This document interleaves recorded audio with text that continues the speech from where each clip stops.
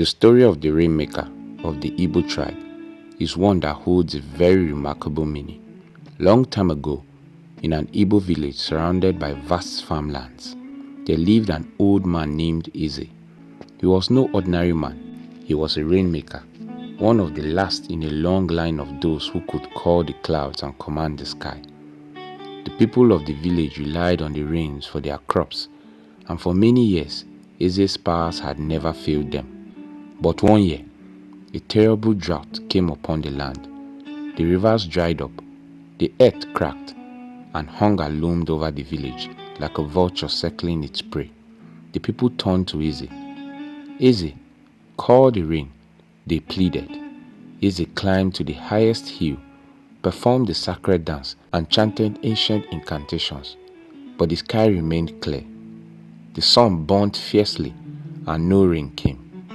Days passed, then weeks, and still the drought persisted. The village elders grew worried. "Perhaps the gods have turned away from us," they whispered amongst themselves. Some even began to doubt Eze's powers. So one day, a young man named Obina, filled with frustration, confronted Eze. "Old man, if you truly have power, prove it. If you cannot bring the rain, then you are not a rainmaker at all." Eze sighed deeply. "Rain does not come by force, my son. It comes when the spirits are pleased." So determined to find out why the gods were silent, Eze embarked on a journey to the sacred forest, where he sought the wisdom of the spirits. He fasted until the third night. A voice whispered in the wind, "The people have forgotten their ways. They have stopped honoring the land, and their hearts have turned selfish. The rain will not come until they make things right." Eze returned to the village and gathered everyone. "The gods have spoken," he said. "We must cleanse our hearts, share what little we have, and show kindness to one another." Though it was difficult, the villagers listened.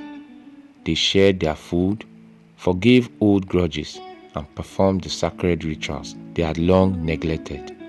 That night, as they sang and danced in unity, the winds changed, thunders rumbled in the distance, and a cool breeze swept through the village.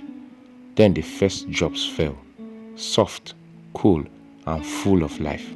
The people rejoiced as the rain poured, drenching the land and filling the rivers once more. They turned to Eze in awe. "The gods have heard us," he said, smiling. "Never forget, true power is not in the words or rituals, but in the goodness of our hearts."